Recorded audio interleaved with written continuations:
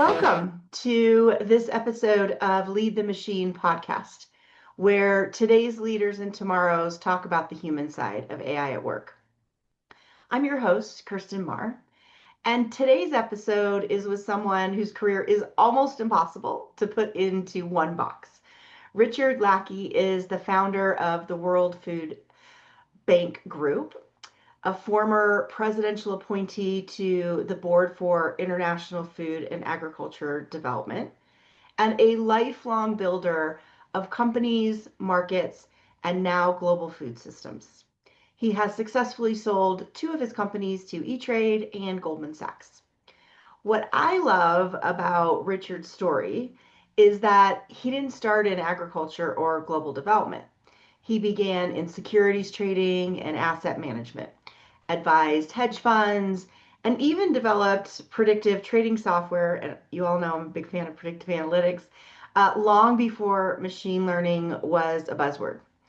But in 2010, he confronted a question that changed everything for him. How do we fix the broken global system for storing and moving food in times of crisis? That question eventually led to the World Food Bank. And Richard's insight is maybe surprising to some. We don't actually have a global food shortage. The real problems are where the food is, when it's available, and whether it still holds the nutrition that people need. In talking with Richard, he shares why just-in-time supply chains fail during disasters, how drought and storms wipe out entire regions for this, and why depleted soils are creating a quiet global health crisis. Shouldn't be so quiet. But he's also incredibly hopeful. With AI, hyperlocal data, regenerative agriculture, and new platforms for farmers and consumers, Richard believes we can shift from a world defined by scarcity to one built on sustainable abundance. This conversation travels from global risk to practical innovation, from soil to supply chains, to the role each of us can play. And it all starts with understanding the food ecosystem we depend on every day. Richard, I'm incredibly grateful that you are appearing on Lead the Machine to have this very important conversation. Let's start off with what led you in 2010 to the question you just couldn't escape about the seismic problems with the global food supply?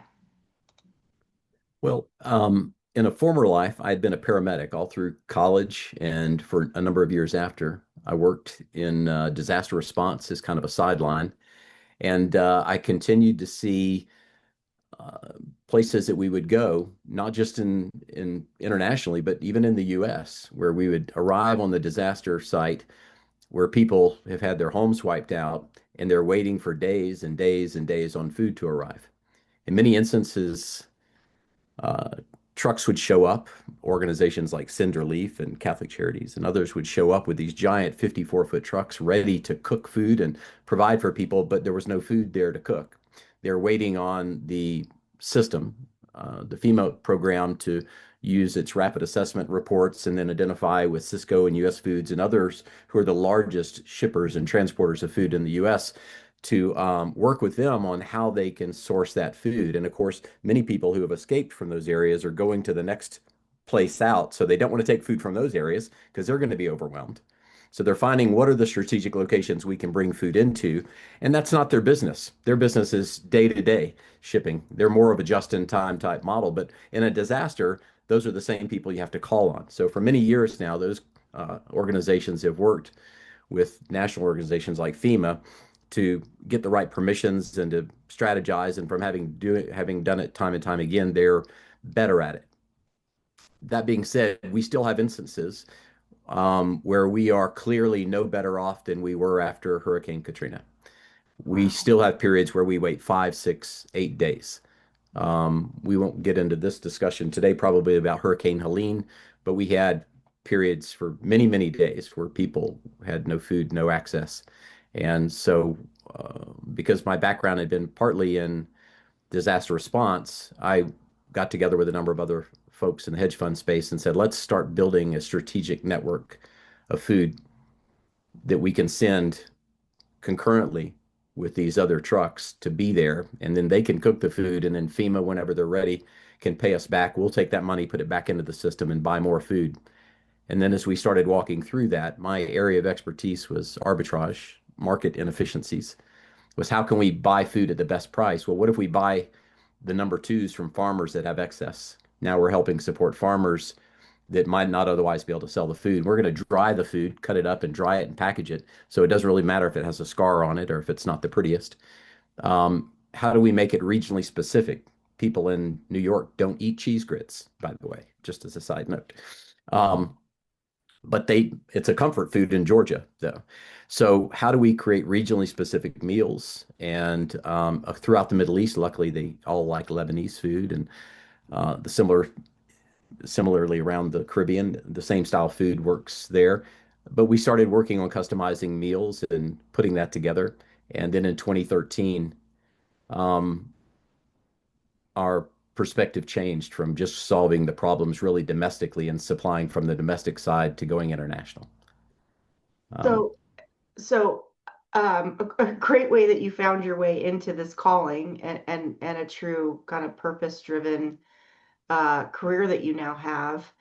Maybe help us all understand how big is this problem in terms of not getting people the food that they need on a global scale, and what should people recognize about the real urgency of this problem? it's a great question. The challenge internationally, it varies, of course, in the post-disaster environment, it's one thing. But when you start looking at it internationally, which is kind of what happened to us after Typhoon Haiyan, we realized that not only were all of these markets very fragile, um, but they had very long recovery periods. When salt water contaminates soil, you can't just plant again the next season. The soil's contaminated. It has to be repaired and remediated. And when you look at the consistency of problems around the world, you have about 37, 38 million children that suffer from acute malnutrition every day. That's Region. on that's a subset of the 295 million people that are chronically hungry around the world, and that's across 50 plus countries around the world. So these countries, there's a number of reasons for that, but it's a very significant number. When you have 400 million farmers in sub-Saharan Africa that live on under $2 a day, that's a problem. So it's a problem of logistics. It's a problem of affordability. It's a problem of the nutrition that's in what they grow, all of those other things. But it's a significant enough problem that if we don't resolve it, it's only going to get worse. When you have continents like uh, the sub-Saharan Africa, where the vast majority of the population is under 25, and in the next 25 years, you're going to have over 1 billion of those people that are now under 25 are going to be adults, and we don't know what they're going to do. And if they don't find a solution, you're going to have over 1 billion new people added to that we can't afford to eat list. Wow. And and from what I understand in talking with you, children in particular are very vulnerable to this food shortage. In Yeah, very specifically children. I was going to write an article at one point, and I had that article pulled because I felt bad being the guy to put it out there. But in many parts of the world, perhaps the majority of the world, the children die first, and that's because they know the math. The parents know that if you're a pastoralist and you're living off of the goats and the cattle that you run, and if those numbers start dropping, you have to rebuild, you have to find new areas, you have to kill off other wild animals, and the father is in charge of that, and the mother is oftentimes in charge of that. And when I grew up in the South, my mother would sometimes say, if I was misbehaving, she'd say, I can make more of you, kind of as a warning that kind of like I'll slap you back to last Wednesday.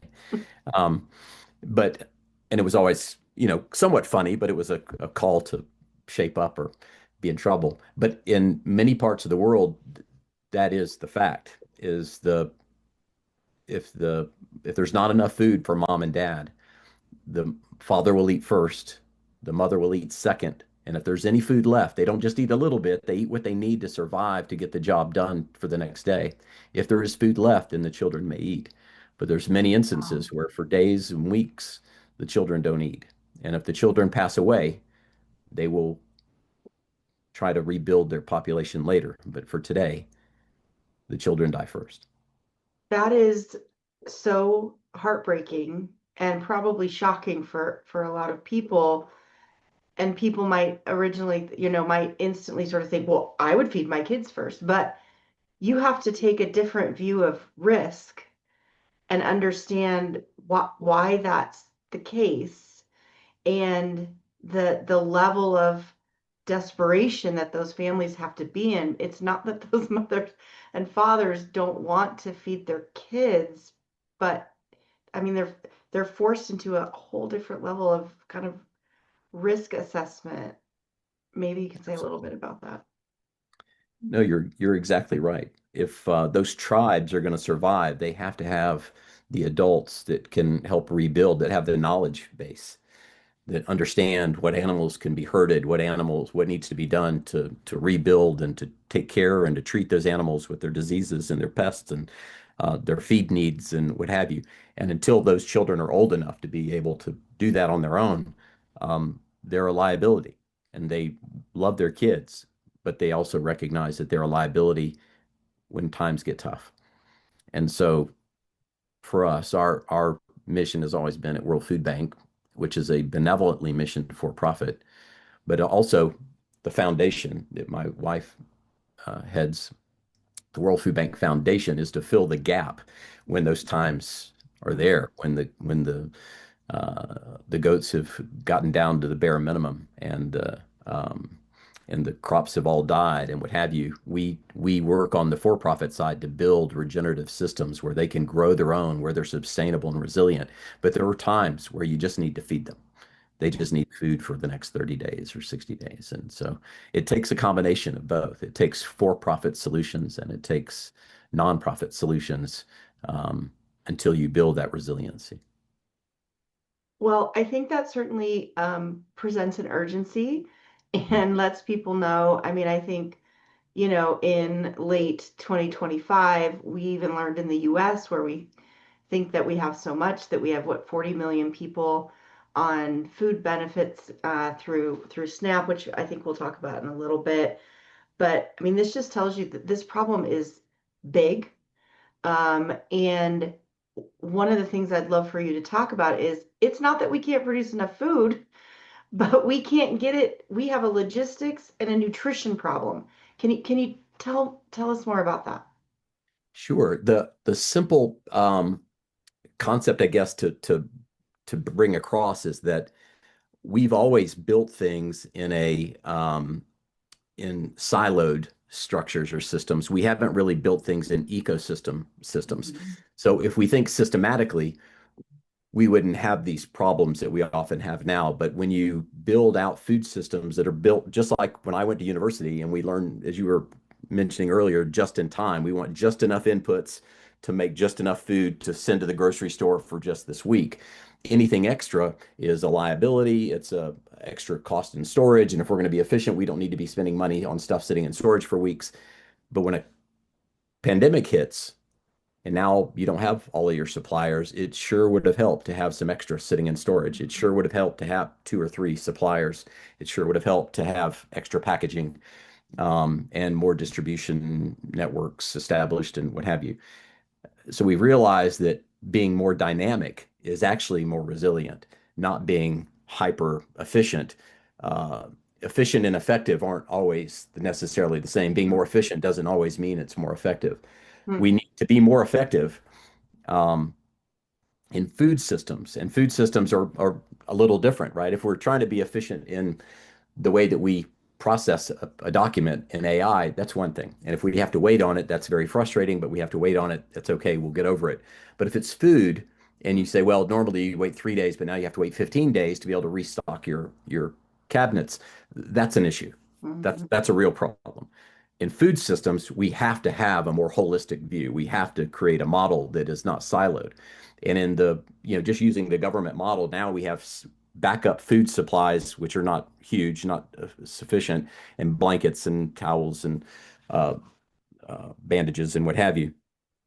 But really, if we had a system where we took all the excess from small farmers and we did what we were doing earlier and we dried it, and then we powdered some of the milk and we dried the fruits and we dried the vegetables, we could start storing that. And if we use that excess that we're buying at a discount because it's number twos and we dried it and we put it into strategically, defined locations, and then not only would we have food that would be stored up and building year after year for disaster response, we'd also now have a low cost, dependable resource for the USDA school feeding programs.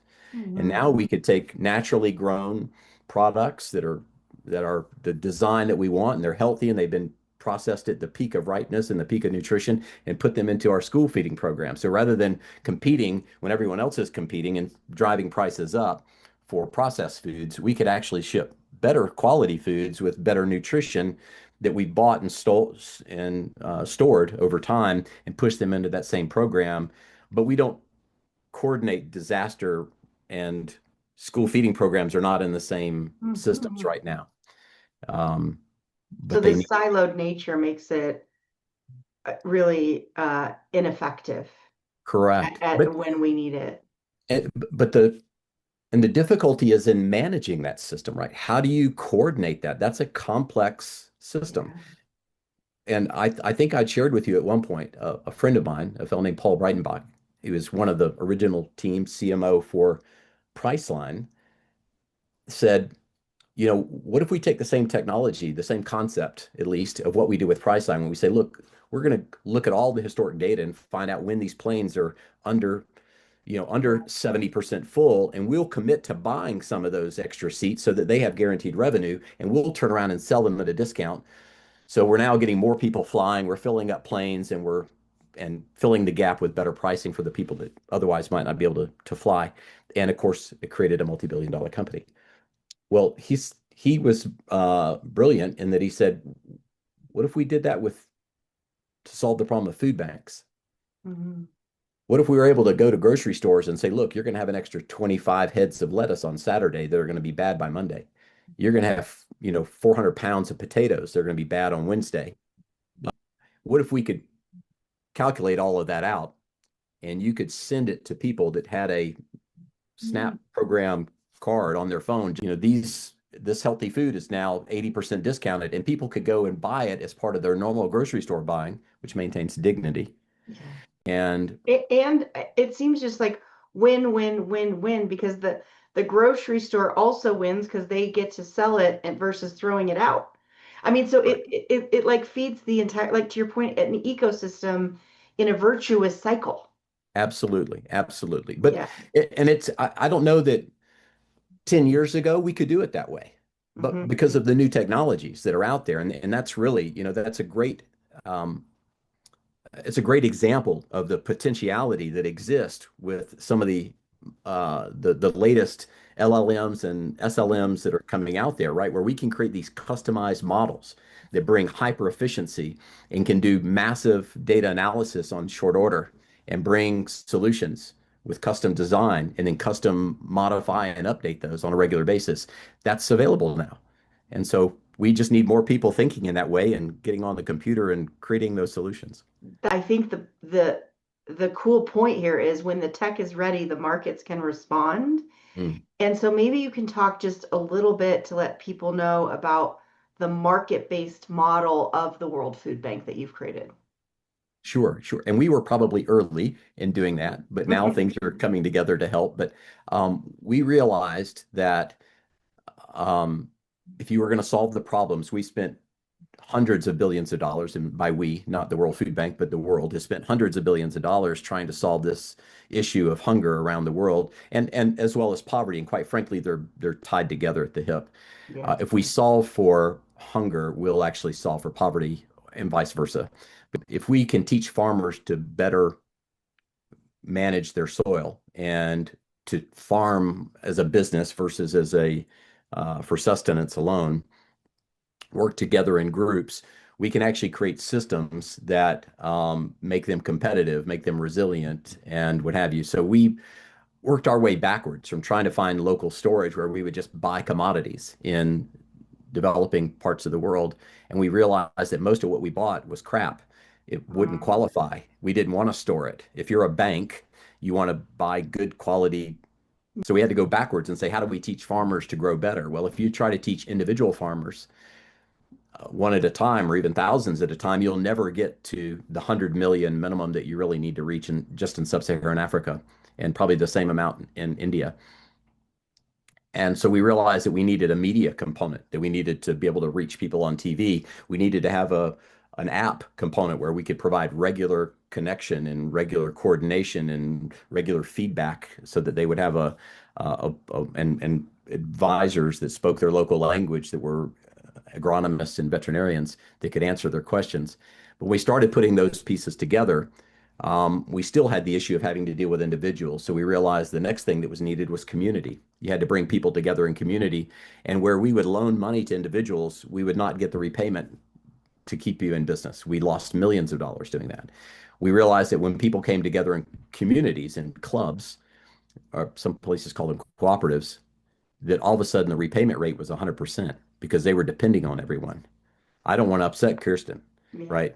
If I screw up, she's going to say, "Look, you lost $20 or you owe us. You're out of the club until you pay us back." Well, now I don't get the benefit of the loaned chickens or the loaned feed or the loaned seeds or whatever it is. I'm out of that ecosystem. So you want to stay in the ecosystem, you pull your boots up and you go to work every day and get it done. And we literally, over almost 5 years now, have a 100% repayment rate on loans. Oh my 100%. goodness. That's better than US banks, right? So that Um, has to open up the capital markets, which goes it back to absolutely your background, and that's a huge part correct. of what you do, correct? Exactly. Exactly. And that's really what just that history is now what's taken us from just a couple of $1 million to now working with organizations like the African Development Bank to do in excess of $1 billion into that ecosystem. And they literally are now taking every dollar that we have as investors that come in and they get a return on their investment.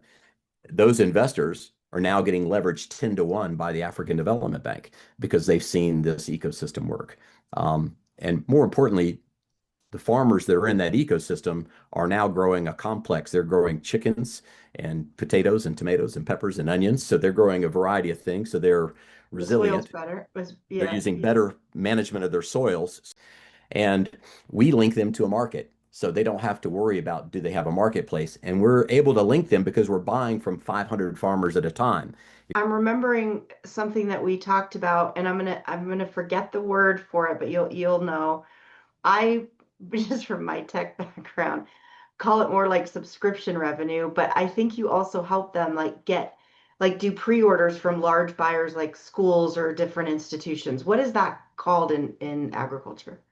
There's a number of things. If it's for the raw grains and stuff, we call it Yeah. forward contracts. Okay. But in others, yeah, it's just a guaranteed offtake.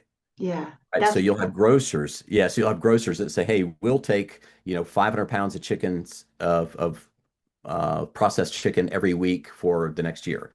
And then now that grocer says, "Well, can you also do butternut squash for me? Can you do onions? Can you do mm, peppers? Can you do whatever?" So now those farmers are able to grow in and what they produce, and we're able to provide them a fairly consistent uh, yeah, that's what it was, offtake. offtake. Yeah. And that helps then the financial institutions feel better about loaning the money, and then it makes it easier to get insurance as well, correct?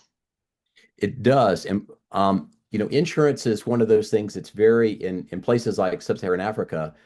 The reason insurance rates are so high is because the crops are lost all the time because they Mhm. have tons of pests and tons of disease and poor soil management, and they get floods and all sorts of things.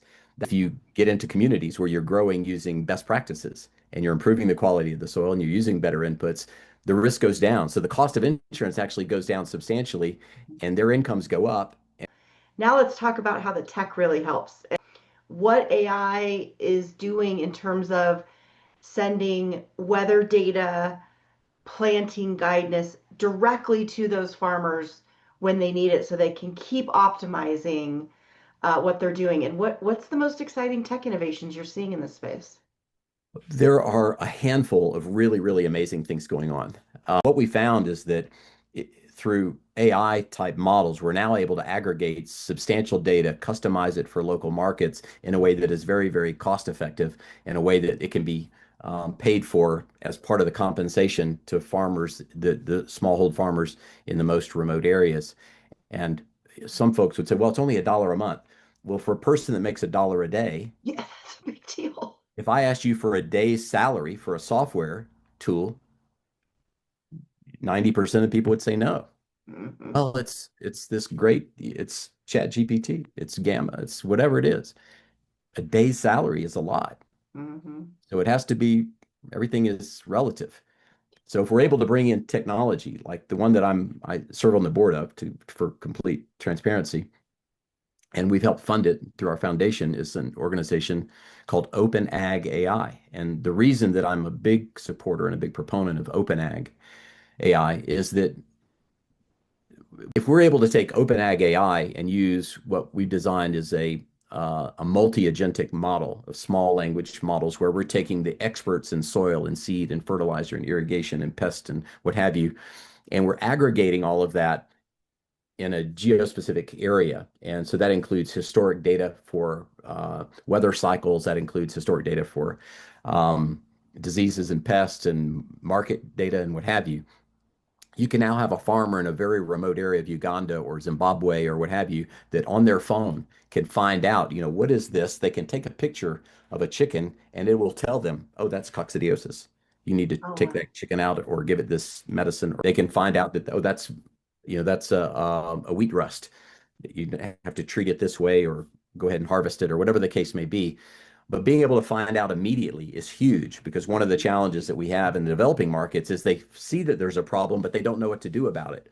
And Yeah. so by the time they figure it out, they've lost their entire crop. So if you can have them lose 10% of their crop instead of 50% of the crop, that is a massive, massive Well, change. and that makes the day's worth of salary worth it because I at least got my day's worth of salary versus being wiped out. I mean, That's right right. when And you're talking that thin. there has to be that transition period as well. So they Mm-hmm. need to see it work before you start charging them for that. Mm-hmm. So we build Okay, by doing an ecosystem model where if you're a farmer and you participate and you use these practices, we give you this tool. got it. And then if you go up, we give you additional components to the tool. If you can add more and more of that kind of value to people that cost very little, Yeah, um, we'll get more and more adoption. And what ends up happening is that person was $1 a day because you saved their crop. They're now $4 a day. yeah. So the next season and the next season. So it takes patient capital from people like World Food Bank, where people are investing not for this season, but for the next several years. And they will have issues. One of the stories that I share with people is that, when you talk to a farmer that makes $1 a day and you tell them, if you'll use these regenerative practices, if you'll not till the soil, you use cover crops, you'll plant these higher quality seeds, you have an 80% chance, 4 out of 5 chance that you're going to double, maybe even triple your income this season. 80% likelihood. You and I would go, let's do it. We're in. We're in, sold, right? But when you only make $1 a day, the philosopher Seneca would say those who have everything to lose have a necessarily skewed view of risk. Mm-hmm. When you only make $1 a day and you only eat one meal a day and you only have one of your three children in school, you think about the 20%. That 20% is life or death, Right. right? And we're like, I understand, but you should take the risk. They eat one meal a day. But it sounds like If they're you're wrong, using that kind of tech model of let's get users and give them some access so they can see the benefit for themselves and then they can feel more comfortable that the that's 80% right. is a good bet. So they need to That's see yeah. that technology working. The other is a lot of what we do is instead of working with the people that are $1 a day, we work with the people that are $5 a day that are on the edge, Mhm. what we call the edge of the cash economy, because they are the influencers for the people that make $1 a day. They, quite frankly, don't care what some white guy from Cornell University has to No, say. but the guy down the street who's The guy doing down the that street, that I want to be doing like him, he's doing it. That matters. that That's the matters. And cred. that That's the person cred. also Yeah. may have 5 or 10 acres and they're willing to take an acre of it and try. Where if you have 1 acre, you're maybe using everything that you have to grow for subsistence. all the more important to have those cooperatives, have those buying groups, because that's where they're going to hear the stories. That's the group they want to not be kicked out of. That's So exactly you right. can see how it like builds on itself in a good It way. builds on itself, and one season after the next season after the next, they'll do better. One reason that we like to start many of them with things like poultry is because poultry has a 6 or 7 week cycle. So they get to see the results in Mm, 6 or 7 weeks instead of 4, 5, 6 months like they do with a lot of traditional crops. So they can see it, make adjustments, see the improvement, make adjustments, see the improvement. And then you've built a trust and you've increased their income quickly. Now they'll change the way they grow potatoes or the way they grow maize or soy or what have you. so as we're talking about all this, I'm excited. I'm wishing I was at the start of my career. Maybe this is a great industry to get into.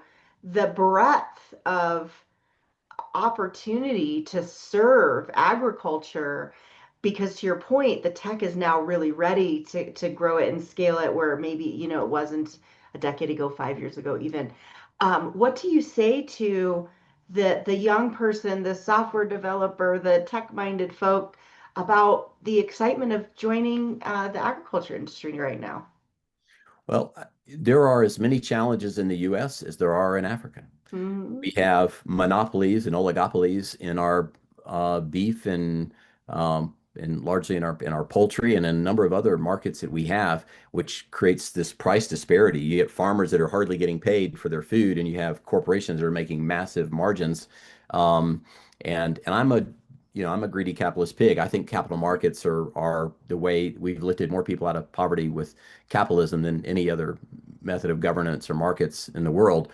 But we've also kind of bastardized the theories that Adam Smith spoke of and others many years ago because we haven't kept the checks in the system. We've let the system be bought and paid for as folks grew instead of keeping hard rails on the way those systems work. Technology can disintermediate all that.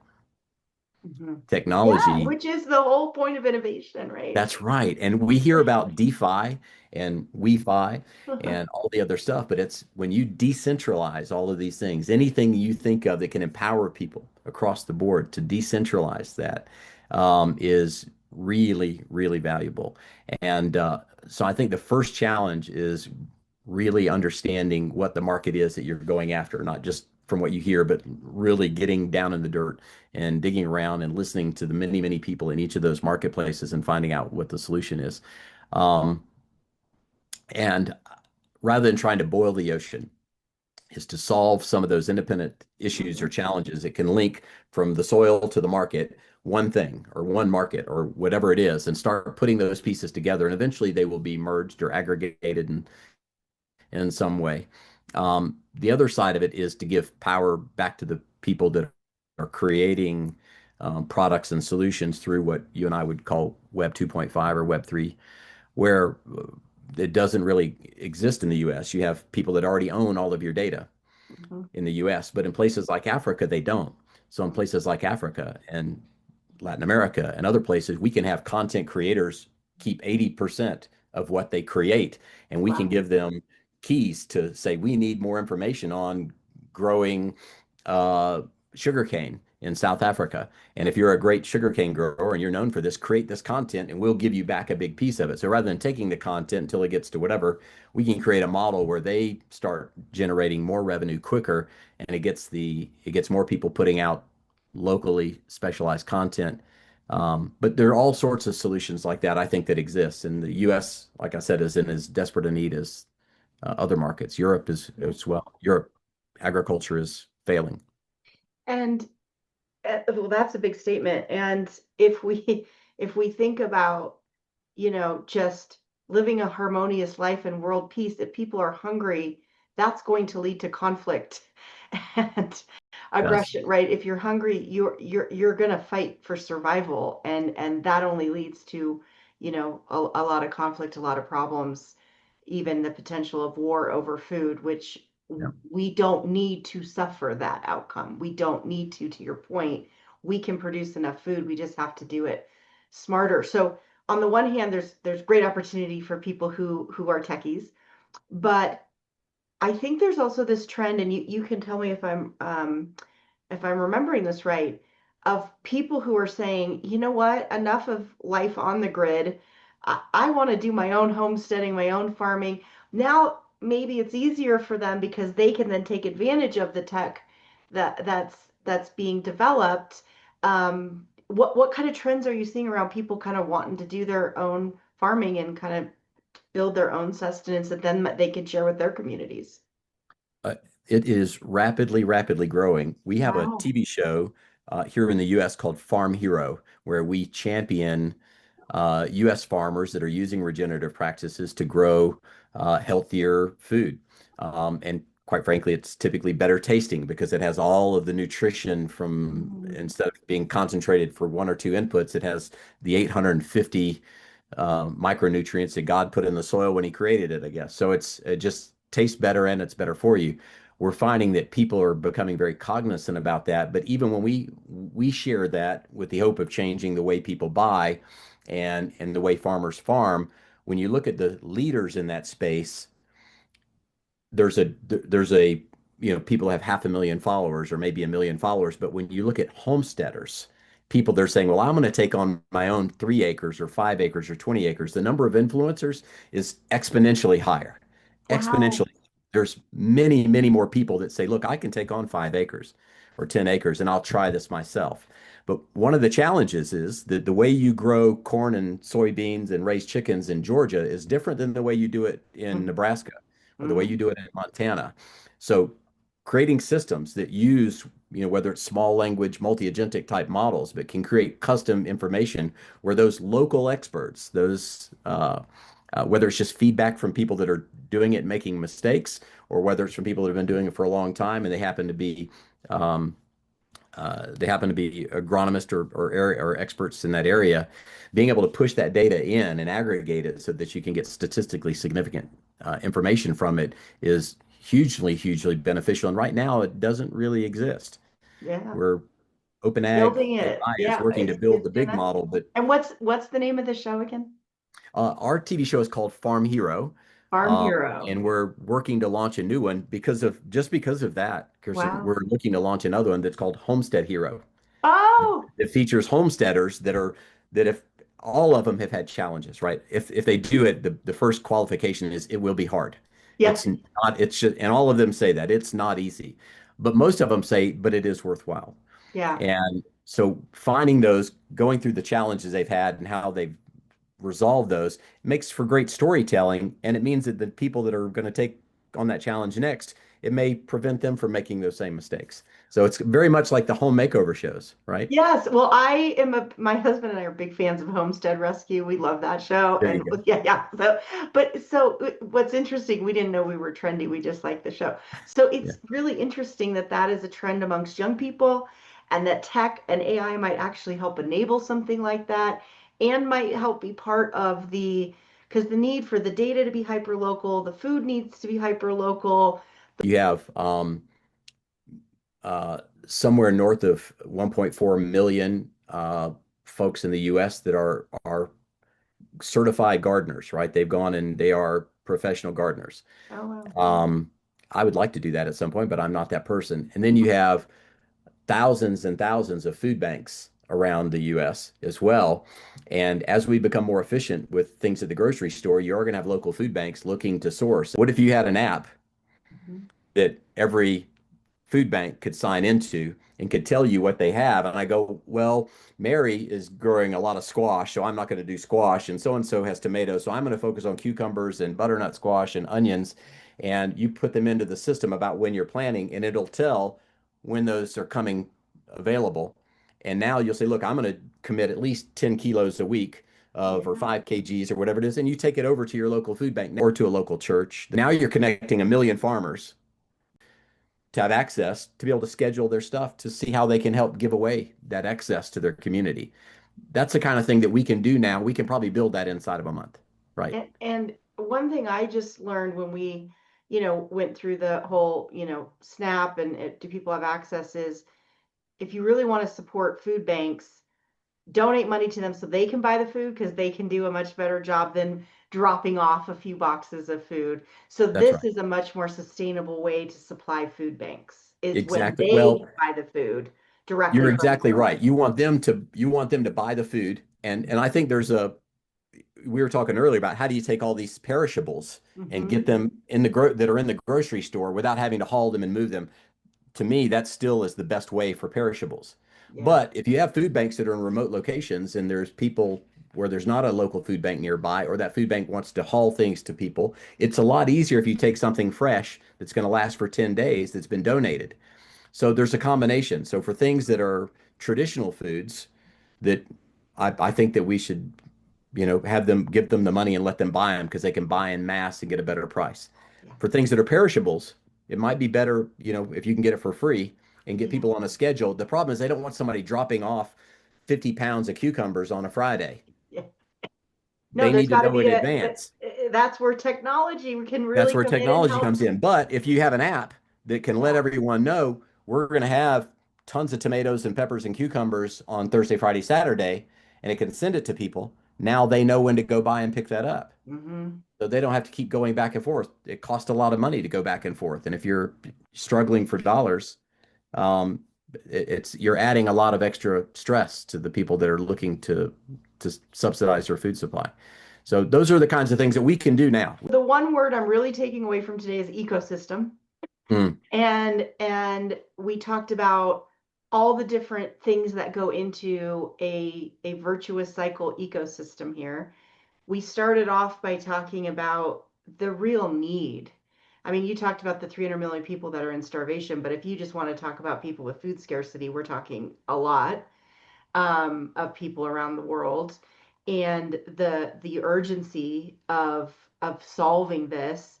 We don't want parents anywhere to have to choose between feeding themselves and feeding their kids. That's just an unacceptable state of affairs. That's just not okay, and we can do better.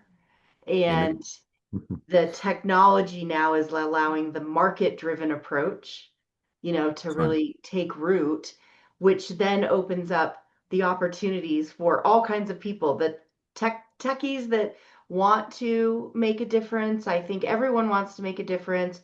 In particular, one of the things I love about millennials and Gen Z is they seem very driven by impact in their work.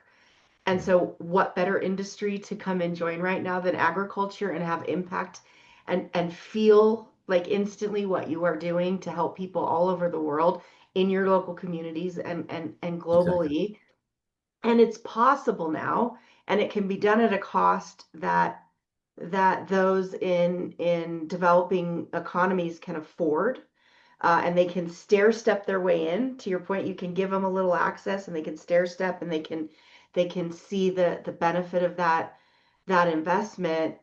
And I mean, literally, you're talking world peace here, Right. and avoiding what seems to be this impending doom of if we don't figure out and population continues to grow and this inefficient system doesn't get corrected. So there's real need, there's real purpose, there's real impact, and there's opportunity for people across every spectrum of skill set and role and desire Absolutely. to play in this space. Did I miss anything in that recap that you want to make sure we highlight here? No, I think you've covered it a lot. The macro is that we spent over a century building centralized systems because we felt they were more efficient. Hmm. But now we're realizing that to be more effective, we've got to decentralize. Yeah. And so if we're able to use technologies to create those local markets, not only do they allow us to create systems where I can gather together with 1,000 other people in Denver, Colorado that have gardens, and I can make sure that on Thursday afternoons, I'm bringing in tomatoes, peppers, onions, and other things that I may have cooked or baked or whatever, and they can go into bags for kids that leave on a Friday afternoon so they have food to eat over the weekend because they don't have the food from school. And it's provided by local people that want to do it, and it's done on a regular basis. We can solve a lot of those problems and we build community at the same time, where we become a place where we've kind of lost a sense of community. So I have a real hope that this decentralization effort not only gives us an opportunity to catalyze new solutions, but it may catalyze new forms of community. What I love about that is that everyone understands that food is community because Mm, everyone understands in their own family and their own friend group, sitting around a table and sharing food is community. And so that's just something we all innately get. You don't even have to absolutely. explain Absolutely. it. So, yeah, Richard, thank you so much for this conversation. I hope that we have inspired some people to really take a look at what they can do to help this, that this is actually a big problem with a hopeful outcome. And all it needs is some really smart, people that have the desire and want to make the impact to get involved. So this has just been a real joy for me. Thanks again for joining it. To all of those of you listening, let us know what you thought of this conversation and how you think you might want to participate or encourage others. And we'll see you on the next episode. So thanks again so much. Thank you.